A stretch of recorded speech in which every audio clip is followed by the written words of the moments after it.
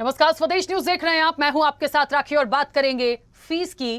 फांस medical की पढ़ाई में अधिक खर्च होता है। सरकारी कॉलेज में सीमित सीटों के कारण करीब देश के 80% से अधिक परिवार ऐसे हैं जो अपने बच्चों की मेडिकल पढ़ाई का खर्च नहीं उठा सकते, जिसके कारण छात्र पढ़ने के लिए दूसरे देश जाते हैं। ऐसे में निजी मेडिकल कॉलेजों में एमबीबीएस की फीस तय नहीं होने की वजह से छात्रों की परेशानी बढ़ गई है। नीट के बाद काउंसलिंग में शामिल होने वाले छात्रों को अभी तक ये पता नहीं चल पाया है कि एमबीबीएस की फीस कितनी होगी। फीस विनियामक समिति ने मेडिकल पढ़ाई की फीस तय की है, लेकिन सभी कोर्स की नहीं। इस वजह से मुश्किलें और बढ़ गई हैं। एमबीबीएस की फीस तय नहीं होने की वजह से निजी कॉलेजों ने पिछले साल जमकर फीस वसूली की थी। कई कॉलेजों में 6 लाख से ज्यादा की फीस वसूली की गई थी और इसकी शिकायत भी मिली थी। बावजूद इसके अभी तक एमबीबीएस की फीस तय नहीं की गई है। फीस विनियामक समिति ने निजी मेडिकल कॉलेजों में पीजी कोर्स की भी आधी अधूरी फीस तय की है। मेडिकल कॉलेजों की परेशानी उस समय और बढ़ गई जब समिति ने पैथोलॉजी और माइक्रोबायोलॉजी जैसे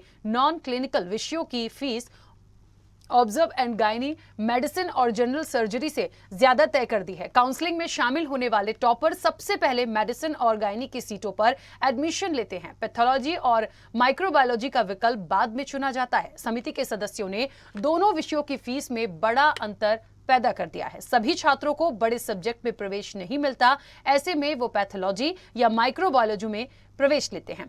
इस पर फीस ज्यादा होने से उनकी परेशानी बढ़ गई है। समिति ने निजी कॉलेजों में संचालित एमबीबीएस कोर्स की फीस अब तक तय नहीं की है और ना ही उसे रिन्यूअल किया है। श्री बालाजी मेडिकल कॉलेज पिछले साल खुला है, लेकिन अभी तक की वो फीस तय नहीं की गई है। सिम्स शंकराचार्य भिलाई की फीस रिन्यूअल होनी थी, वो भी नहीं हुई। नए मेडिकल कॉलेज की यदि बात करें तो अभी एमबीबीएस की सालाना फीस 6.41 लाख रुपए है और इसमें 10 से 20% की बढ़ोतरी संभावित है। ऐसे में निजी कॉलेजों में एमबीबीएस करने वालों का खर्चा और बढ़ जाएगा। देखिए, महत्वपूर्ण है और इसलिए क्योंकि यदि आपने फीस निर्धारित नहीं की है तो वो छात्र एडमिशन कैसे लेंगे।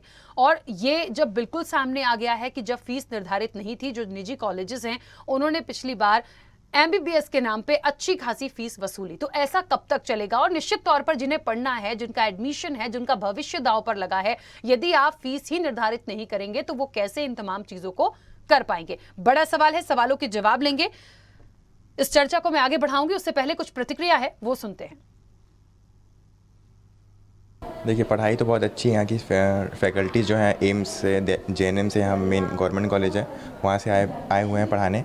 और फीस तो वही सबसे कम है यहाँ बाकी कॉलेज से, 11,25,000 जो अपन दे के आए हैं। क्या क्या कुछ मिलता है उसमें? उसमें अपना ट्यूशन फीस है, जिम वगैरह है, मिल जाता है अपने को, स्पोर्ट्स वगैरह भी बन रहा है जो कि फैसिलिटीज़ हैं, और लाइब्रेरी भी है। और टीचर्स बहुत अच्छे से कोऑपरेट करते हैं डाउट्स वगैरह के लिए। डीएचए भी हमारे डेड बॉडीज़ हैं जो पढ़ाने के लिए, डायसेक्शन के लिए, वो बहुत सारे, मतलब कि बाकी कॉलेज से ज़्यादा ही है यहाँ पर। यहाँ का तो फ़ीस बाकी कॉलेज के हिसाब से कम ही है। यहाँ का फ़ीस है 11,25,000 सालाना और यहाँ सब फैसिलिटी हमको उपलब्ध है। जैसे कि हमारे पास बहुत अच्छा लेक्चर हॉल है और डायसेक्शन हॉल में हमारे पास मोर इनफ कैडेवर प्रेजेंट है जो बाकी कॉलेज के हिसाब से ज़्यादा है। और लाइब्रेरी है, यहाँ पे आपको हर प्रकार की बुक्स मिलेंगी। यहाँ जो निजी मेडिकल कॉलेज है उसकी फ़ीस का निर्धारण जो है फीस नियामक आयोग जो है, फीस रेगुलेटरी कमेटी जो रहती है, जो शासन द्वारा बनाई रहती है, वो इसका निर्धारण करती है। इसके जो सदस्य रहते हैं वो उस कॉलेज के, मतलब उसमें जो उसके इंफ्रास्ट्रक्चर या जो भी उसका खर्च है, उसका ये है, प्रदेश की जीडीपी को ये सब करके वो एक निर्धारित करती है। वही फीस हम जो है विद्यार्थियों से ले सकते हैं, उससे ज़्यादा हम ट्यूशन फ़ी नहीं ले सकते। नहीं, वो अभी मतलब एएफआरसी का जो अध्यक्ष बन चुके हैं और हम लोग भी उसमें एक सदस्य के रूप में मैं भी हूँ, तो वो प्रोसेस में है। और सब जगह अभी जो तत्कालीन व्यवस्था बनाने के लिए जितने भी मतलब कॉलेज के पुराने अभी रेट था, उसको ही आपको अभी इम्प्लीमेंट किया गया है और उसको फिर से अपने को रेक्टिफाई करने के लिए या कोई संशोधन करना हो तो कर देंगे। वो सही आपने कहा कि फ़ीस डिपार्टमेंट ही तय करता है। फाइल मेरे पास भी आई थी, अब तो काफ़ी दिन हो गए, उसमें मैंने भी अपने तरफ से लिख दिया था। तो आखिरकार इस फीस की फांस का हल क्या है? निजी मेडिकल कॉलेजों को लूट की क्या पूरी छूट दी गई है? और आखिरकार ऐसे में जो स्टूडेंट्स हैं जिनका लाखों का पैसा लगता है, देखिए उनको यदि पढ़ना है, एक तो वो इतनी फीस भरे, दूसरी चीज यदि फीस निर्धारित ही नहीं है तो वो कितना भरे, और यदि आप निर्धारित नहीं कर पा रहे हैं तो ये भी एक बात होती है कि उनसे एक कहते हैं ना कि लूट मची जिसको कहते हैं, आप बहुत ज्यादा पैसा उनसे ले रहे हैं, तो कहीं ना कहीं एक मजबूरी उनकी हो जाती है क्योंकि उन्हें पढ़ना है। पर ये कब तक चलेगा? शिकायत आई है तो शिकायत के बाद निराकरण भी बनता है। इस चर्चा को मैं आगे बढ़ाऊंगी। हमारे साथ मेहमान जुड़े हैं, सबसे पहले आपका परिचय करा दूं। कांग्रेस का पक्ष रखने के लिए अनिल सिंह जी हमारे साथ जुड़े हैं। अनिल जी बहुत स्वागत चर्चा में जुड़ने के लिए। बीजेपी का पक्ष रखने के लिए विमल चोपड़ा हमारे साथ जुड़े हैं। विमल जी आपका भी बहुत स्वागत है। और हॉस्पिटल बोर्ड के अध्यक्ष हैं डॉक्टर राकेश गुप्ता। राकेश गुप्ता जी आपका भी बहुत स्वागत है। मैं चर्चा की शुरुआत सबसे पहले डॉक्टर राकेश गुप्ता आपसे ही करना चाहती हूँ। क्या है इस पूरे मामले में, और आखिरकार यदि इस तरह से हो रहा है और इस तरह से संज्ञान में भी आ गया, उसके बाद भी ये निर्धारित नहीं हो पा रहा, कहाँ परेशानी आ रही? देखिए, सबसे पहले ये है कि जो एनुअल फीस रेगुलेटरी कमीशन है वो पिछले 2 साल काम नहीं कर पाया था कोविड की वजह से, या नियुक्तियां नहीं हो पाई थी। इस वर्ष 4 महीने पहले नियुक्तियां हुई है, और नियुक्तियां होने के बाद जो सुविधाओं का आकलन करते हैं मेंबर्स, उसका आकलन हुआ था, और आकलन के आधार पर जो फीस तय हुई है वो अगले 3 साल के लिए तय हुई है। और 2021-22, 22-23 और 23-24 के लिए फीस निर्धारित हुई है, और जिन जिन कोर्स की जानकारी सभी तकनीकी शिक्षा संस्थानों ने दी थी उस कोर्स की फीस तय हुई है। ये फीस का आकलन उपलब्ध सुविधाओं के आधार पर होता है, न कि कोर्स की गुणवत्ता या कोर्स की प्रायोरिटी के हिसाब से। ये कंफ्यूजन दूर कर लेना बहुत जरूरी है कि यदि किसी मेडिकल कॉलेज के पैथोलॉजी और माइक्रोबायोलॉजी विभाग में ज्यादा सुविधाएं हैं तो उसकी फीस उतनी ही होगी। यदि मेडिसिन विभाग में सुविधाएं नहीं है तो उसकी फीस कम की जा सकती है। ये बहुत तथ्यात्मक बात है, इसमें कंफ्यूजन की बात है। जैसा कहा गया है कि फलाने कोर्स की फीस ज्यादा हो गई और दूसरे कोर्स की फीस जो प्रायोरिटी में आता है वो कम है, तो इसका सिंपल तकनीकी उत्तर ये है कि उसकी सुविधाएं कम होंगी उस संस्थान में, इसलिए कम है। दूसरी बात ये कि कुछ कोर्स की फीस तय नहीं हुई है, तो ये बहुत स्पष्ट एनुअल फीस रेगुलेटरी कमीशन की तरफ से प्रेस विज्ञप्ति में कहा गया है कि जिन कोर्स की जानकारी उन संस्थानों से नहीं आई है उसकी फीस भी निर्धारित नहीं की गई है, और दूसरा उस कोर्स में एडमिशन लेने की मनाही कर दी गई है। ये बहुत तथ्यात्मक बात है। इस वर्ष यदि फीस तय नहीं हुई है, संस्थानों ने जानकारी नहीं दी है, तो इस वर्ष उस कोर्स में दाखिले नहीं हो पाएंगे। इसके लिए पर्याप्त समय दिया गया। उन्हें कहा गया कि आप इंस्पेक्शन करवा लीजिए। संचालक चिकित्सा शिक्षा, संचालक तकनीकी शिक्षा 2 सदस्य इसमें होते हैं। इसके अलावा एक चार्टर्ड अकाउंटेंट होता है जो उपलब्ध सुविधाओं का व्यवसायिक आधार पर फीस के हिसाब से आकलन करता है। ये तीनों सदस्य जाके इंस्पेक्शन करते हैं, और जो तकनीकी संस्थान का इंस्पेक्शन होता है उसकी संबंधित फैकल्टी भी वहां पर होती है, और इस हिसाब से सभी फीस का निर्धारण होता है। और सबसे प्रमुख बात यह है कि वहां पर हॉस्टल, मेस और परिवहन सुविधा का भी आकलन होता है उपलब्ध सुविधा के आधार पर, और वो फीस भी निर्धारित होती है संस्थान के ग्रेडेशन के हिसाब से। मुझे लगता है कि जो एमबीबीएस की फीस निर्धारित की गई है वो पूरे देश में सबसे कम है, और साथ में यह भी ताकीद की गई है कि यदि इसके अतिरिक्त फीस ली जाए तो पालकों की शिकायत के आधार पर तकनीकी संस्थान को बुलाकर उसे समझाइश दी जाएगी, फीस वापस दी जाएगी, और शिकायत सत्य पाए जाने पर इसका फाइन भी किया जाएगा। अभी एक आयुर्वेदिक कॉलेज को दुर्ग में भारी फीस का जुर्माना लगाया क्योंकि उन्होंने अपनी परीक्षा फीस के साथ अतिरिक्त कैश फीस ले ली थी। ये शिकायत सही पाई गई और उसको डिस्क्वालीफाई करने की कार्रवाई या जुर्माने की कार्रवाई मेरी जानकारी के अनुसार चलाई जा रही है। ये अपने आप में बहुत कड़ा दंडात्मक कदम है, और आने वाले दिनों में इस प्रकार की शिकायतें सही पाई जाएगी तो सबके ऊपर कार्रवाई की जाएगी। ऐसा भी फीस रेगुलेटरी कमीशन के प्रेस विज्ञप्ति में मीडिया के माध्यम से मुझे मालूम हुआ है। जहां तक दूसरे तकनीकी शिक्षा संस्थानों की बात है, मेडिकल के अलावा फार्मेसी, नर्सिंग और सभी तकनीकी कोर्स, शैक्षणिक कोर्स है, उनकी फीस भी निर्धारित की गई है, और मुझे लगता है कि अगले 3 वर्षों के लिए निर्धारित करना एक तर्कसम्मत निर्णय है। ठीक है, चलिए राकेश गुप्ता जी, एक बात तो ठीक है, जैसा कि आप कह रहे हैं कि बहुत सारी चीज़ें हैं, बहुत सारी समस्या हुई थी, कोविड काल के टाइम से हुई थी, लेकिन वर्तमान में मुझे लगता है सब कुछ नॉर्मल है, बहुत अच्छे से चल रहा है और फर्स्ट प्रायोरिटी ये होनी चाहिए क्योंकि छात्रों के भविष्य की बात होती है। और जहाँ तक MBBS की बात है तो आप समझ सकते हैं कि किसी भी एक स्टूडेंट को यदि MBBS करना है, उसकी फैमिली बैक में होती है तो छोटी मोटी फीस नहीं है, अच्छी खासी फीस होती है, आगे उसका भविष्य भी होता है। तब मुझे लगता है कम से कम यहाँ पर लूट वाली चीज़ों में वो ना फंसे, जो भी है, जो भी चीज़ें हैं वो फाइनल हो जाए, सामने आ जाए, तो एक जब उसका हल निकल जाएगा तब माना जाएगा कि कोई चीज़ें प्रॉपर तरीके से हुई है। ठीक है, वापस आती हूँ विमल चोपड़ा जी, इस पर अपनी प्रतिक्रिया सबसे पहले, क्योंकि निश्चित तौर पर जो मेरे पास रिकॉर्ड है उसमें 100 मेडिकल कॉलेज ऐसे हैं जिसमें कोर्स की फीस तय नहीं है, PG कोर्स की भी आधी अधूरी फीस है, तो ऐसे कैसे काम चलेगा? ये हम यदि कहीं एडमिशन लेते हैं, हमें फीस ही नहीं पता, हम क्या करेंगे? या तो हमारा एडमिशन नहीं हो पाएगा या तो फिर फीस कुछ और होगी, लिया हमसे कुछ और जाएगा, इससे कब निकल पाएंगे? नहीं, देखिए ऐसा है, ये छत्तीसगढ़ सरकार का नकारापन है।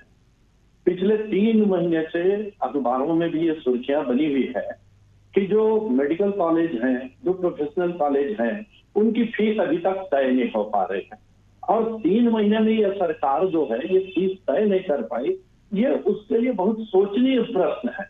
मैं आपको बता दूं, इसमें एक सबसे बड़ा चीज जो मेरे को जो ध्यान में आती है कि हमारे स्वास्थ्य मंत्री जी और मुख्यमंत्री जी, इनके बीच एक प्रकार का द्वंद्व चला है, ये कोई छुपी हुई बात नहीं है। और आज जो है आप देख लीजिए कि स्वास्थ्य मंत्री जी कुछ करना चाहते हैं तो मुख्यमंत्री जी उसमें अड़ंगा डालते हैं, अफसरशाही उसमें अड़ंगा डालती है, ये कहीं छुपी हुई बात नहीं। और यदि पिछले 3 महीने से सरकार ये फीस को तय नहीं कर पा रही है तो सरकार नाम की चीज नहीं है। अभी डॉक्टर राकेश गुप्ता कह रहे थे कि जिन कॉलेजों ने अपना निरीक्षण नहीं कराया है वहां एडमिशन नहीं होगा। ये क्या हाल है, एडमिशन नहीं होगा?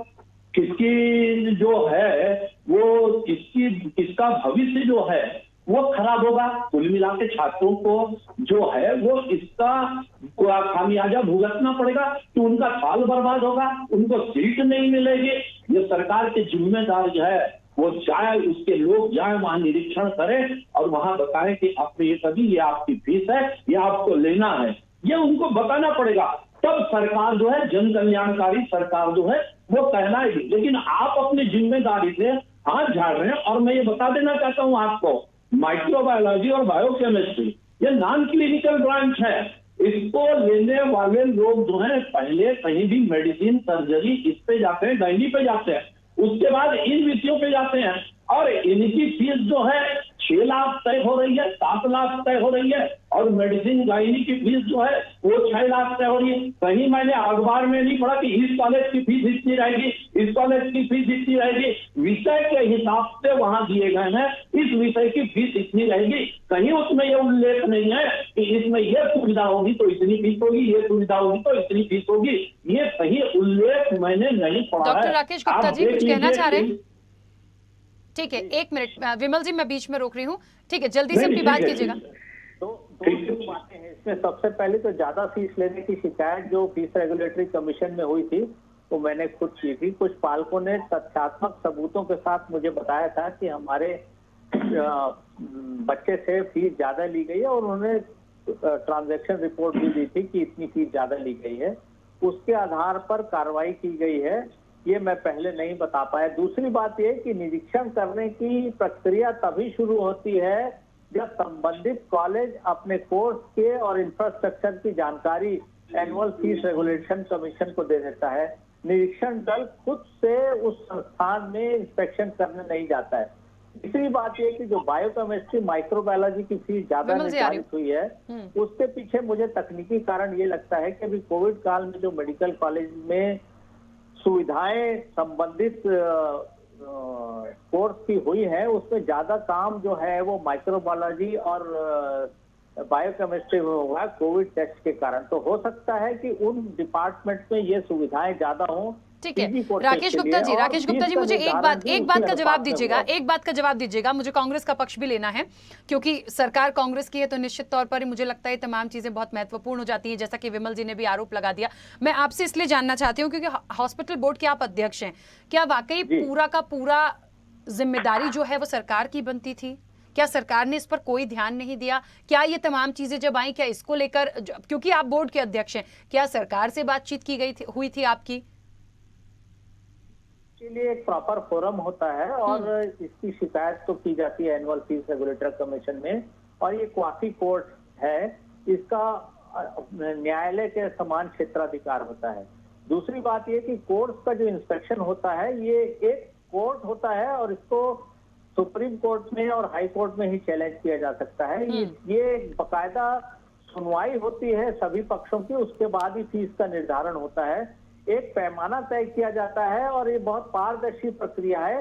ये सुप्रीम कोर्ट के आदेशानुसार हर राज्य में फीस रेगुलेटरी कमीशन बनाया जाता है, तभी फीस की प्रक्रिया निर्धारित होती है। ये बात जरूर है कि 2 साल काम नहीं कर पाया फीस रेगुलेटरी कमीशन, इसकी जो फिजिकल बैठकें होती थी वो नहीं हो पाई, लेकिन अभी प्रक्रिया पारदर्शी है और जिन मेडिकल कॉलेज की फीस नहीं तय हो पाई है वो यदि निरीक्षण के लिए प्रस्तुत करेंगे तो वो फीस भी तय हो पाएगी। ठीक है, सवाल लेकिन वही है, सवाल वही है कि आखिर कब, सवाल वही है। विमल जी 1 मिनट दीजिएगा। कांग्रेस बहुत देर से जुड़ी है और उनका पक्ष अभी बहुत जरूरी हो गया क्योंकि बहुत सारे आरोप भी आ गए और ये सवाल भी क्लियर हो गया कि बातचीत उन तक पहुंची थी या नहीं पहुंची थी। अनिल जी, सबसे पहले तो प्रतिक्रिया, और प्रतिक्रिया में कोई सवाल नहीं करूंगी, सबको सुन लिया आपने, मुद्दा भी देख लिया आपने, मुझे बस इसका जवाब चाहिए कि ये फीस कब निर्धारित हो जाएगी, ये छात्रों की जो परेशानी है ये कब खत्म होगी? देखिए राशि जी, छत्तीसगढ़ सरकार इस मामले में संवेदनशील है और इस विषय पर राजनीति नहीं की जानी चाहिए। कोविड के बाद जिस तरह से माननीय सर्वोच्च न्यायालय की रेगुलेटरी कमेटी गठन करने को, फीस नियामक आयोग गठन करने को जिस तरह के दिशा निर्देश हैं, उस तरह के दिशा निर्देशों के अनुसार कमेटियां बनाई गई हैं, वो अपना काम कर रही हैं। जैसा कि डॉक्टर साहब ने बताया कि इन कमेटियों को न्यायालयीन अधिकारों के समानांतर अधिकार हैं और इसको सिर्फ हाई कोर्ट में चुनौती दी जा सकती है। तो देखिए, ये सारी कमेटियां काम कर रही हैं, संवेदनशीलता से काम हो रहा है। राखी जी, मैं आपको एक चीज और बताना चाहूंगा। मेरे आसपास के बच्चे, परिवार के बच्चे भी मेडिकल कॉलेजों में पढ़ रहे हैं। दूसरे प्रदेशों की अपेक्षा छत्तीसगढ़ में कम लूट खसोट है, या कहना चाहिए कि बहुत ज्यादा संतुलन है अगर ये कह लें, और ज्यादातर कॉलेजों पे पूरा अंकुश लगाया गया है। हमारी जो कमेटियां बनाई गई हैं इनको मॉनिटरिंग करने के लिए, वो ज्यादा संवेदनशील होकर काम कर रही हैं। पॉलिटिकल आरोप लगाना इस मामले में बहुत, मैं समझता हूं कि दुखद है। ऐसे मामलों को संवेदनशीलता से, और विपक्ष को भी मैं आमंत्रित करूंगा कि वैसे मामलों में सकारात्मक फीडबैक दें सरकार को, और सरकार निश्चित रूप से काम करेगी। और मैं आपको बता रहा हूं कि जो प्राइवेट कॉलेज अपना इंस्पेक्शन नहीं कराए हैं कमेटियों के द्वारा, उनकी फीस निर्धारित नहीं की जा सकती। माननीय विमल चोपड़ा जी कह रहे हैं कि वो काम कमेटी का है, रेगुलेशन कमेटी तब तक, चाहे वो सामान्य विश्वविद्यालय का मामला हो, चाहे वो मेडिकल कॉलेज का मामला हो, तब तक वो कमेटियां वहां नहीं जा सकती जब तक कि जिसका कॉलेज है वो खुद आमंत्रित ना करे कि हमने अपने संसाधन जुटा लिए हैं, अब आइए आप इंस्पेक्शन करिए, हमको कैटेगरी दीजिए, हमारी फीस निर्धारित करिए। तो उस तरह से उसका इंस्पेक्शन होता है।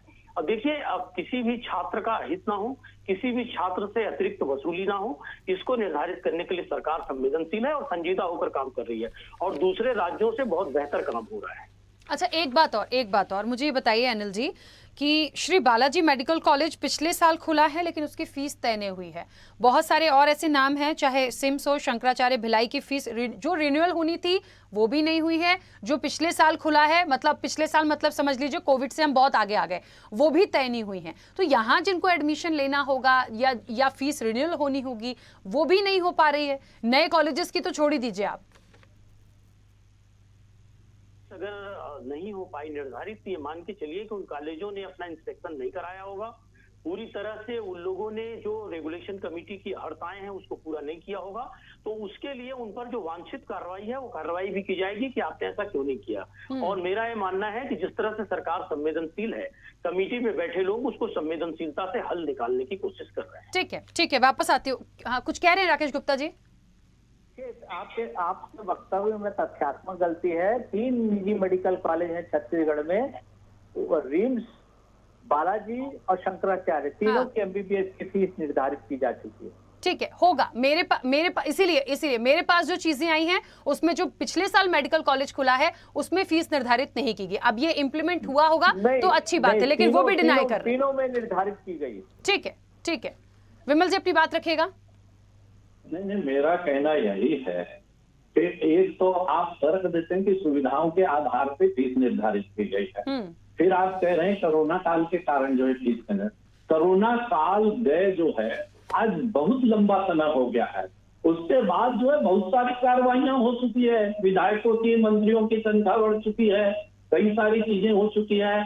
और मैं ये बताना चाहता हूँ जहां पहले से पीजी चल रही है, पीजी की सीटें हैं पोस्ट ग्रेजुएशन की, वहां इंस्पेक्शन की बहुत ज्यादा जरूरत नहीं है। जो नए कॉलेज हैं जहां नई सीटें आने वाली है वहां जरूरत है। और यदि सरकार अपनी जिम्मेदारी से भाग रही है कि सरकार क्या जाकर के क्या छात्रों के भविष्य की चिंता सरकार को नहीं है कि हम इंस्पेक्शन करें, जो सीटें एमसीआई से हमको मिली हुई है वो सीटें छात्रों के हित में जाए, ये सरकार का नकारापन है। आपको बता देना चाहता हूँ चंदूलाल मेडिकल कॉलेज आज 2 साल हो गया इस सरकार को कहते हुए कि हम इसको जो है सरकारीकरण करेंगे। क्या हुआ इस सरकार का? 2 साल में आप एक कॉलेज का अधिग्रहण नहीं कर सकते जहां 150 से 200 सीटें हैं बच्चों की, वहां 150 से 200 डॉक्टरों से छत्तीसगढ़ वंचित हो रहा है जिसको एमसीआई की मान्यता है। आप कर क्या रहे हैं? आपका नकारापन जो है वो इससे प्रकट होता है। आप किस प्रकार से काम कर रहे हैं ये बताने की जरूरत नहीं। 3 मेडिकल कॉलेज जो है केंद्र सरकार ने नए दिए, 2 साल और 3 साल हो गए, ये सरकार मान्यता के लायक सुविधाएं नहीं जुटा पाई और आज जो है अब 2 साल के बाद जो है उनको मान्यता मिल रही है, उसमें भी कमियां हैं, वो कमी पूरी नहीं कर पाई है सरकार। मुझे ऐसा लग रहा है आपको मैं बता देना चाहता हूँ कि जो स्वास्थ्य मंत्रालय आप देख लीजिए कि आज जो मेडिकल वैन चल रहे हैं, आज जो इनके दवाई की दुकानें खुली है, ये स्वास्थ्य विभाग के अंतर्गत नहीं चल रही है, ये नगरीय प्रशासन के अंतर्गत चल रही। क्यों? क्योंकि स्वास्थ्य मंत्री को काम करने का मौका नहीं दिया जाएगा, इसलिए जो है मुख्यमंत्री और स्वास्थ्य मंत्री की लड़ाई में विमल जी मुझे ऐसा लगता है पहली बात तो ये एक राजनीति का विषय नहीं है, स्टूडेंट्स के भविष्य का सवाल है। ये राजनीति का विषय नहीं है, स्टूडेंट्स के भविष्य का सवाल है। और उन स्टूडेंट्स के साथ जिनसे लाखों रुपए की यदि एक लूट हो गई या ज्यादा वसूली हो गई तो निश्चित तौर पर उनका फर्ज बनता है कि उनको तमाम चीजों का पता चले और यदि ये चीजें हो रही हैं तो ये बंद हो जाए। इस चर्चा के माध्यम से हम ये एक अपील कर सकते हैं, सोच सकते हैं। राजनीति का विषय नहीं है कि सरकार ने नहीं किया, सरकार ने नहीं किया उसका जवाब बता तो रहे राकेश जी कि कितना हुआ कितना नहीं हुआ। करना किसको है राकेश जी ये बताइए, करना किसको है? सरकार को नहीं करना है तो मेरे को थोड़ी करना है, विपक्ष को थोड़ी करना है, करना तो सरकार को है। हम किससे मांग करेंगे? राकेश गुप्ता जी हॉस्पिटल बोर्ड के अध्यक्ष के साथ साथ कांग्रेस के चिकित्सा प्रकोष्ठ के भी अध्यक्ष है, वो उन बातों को नहीं बताएंगे, वो उन बातों को छुपाएंगे जिसमें सरकार की कमियां हैं।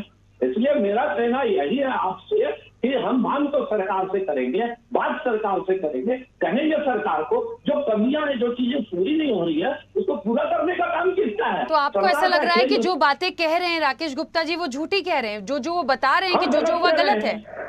जी बिल्कुल गलत कह रहे हैं। अरे इतने सारे कॉलेज जो हैं वो उसमें मान्यता के लिए, क्या ये बताइए मेरे को, 1 मिनट राकेश गुप्ता जी आ रही हूँ। उस कॉलेज की मान्यता के लिए निरीक्षण नहीं कर सकते कि बच्चों का भविष्य जो है वो खराब हो रहा है। इतनी सारी सीटें जो है छत्तीसगढ़ में डॉक्टरों की कमी है, वो डॉक्टर यदि उस कमी को पूरी ये सरकार नहीं करेगी तो कौन करेगा? अच्छा आप विपक्ष में हैं, आपने इसको लेके सवाल उठाया?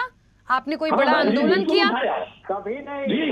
कभी आंदोलन किया? कभी सवाल उठाया? वो कह रहे हैं कभी नहीं किया।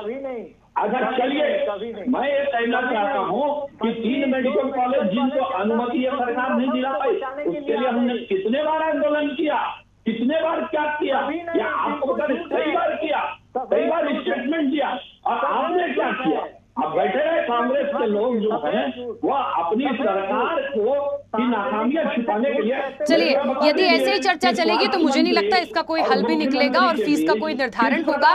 गंभीर विषय है, जिसकी जिम्मेदारी है उसको गंभीरता से लें। मुझे बीच में रोकना होगा क्योंकि समय की सीमा है, समय हो गया है। आप सभी का बहुत शुक्रिया इस चर्चा में जुड़ने के लिए। फीस की फांस है और बहुत कहते हैं ना कि स्टूडेंट्स को बहुत तेज से चुभी है ये फांस, और इसलिए क्योंकि उनके साथ लूट भी हो गई।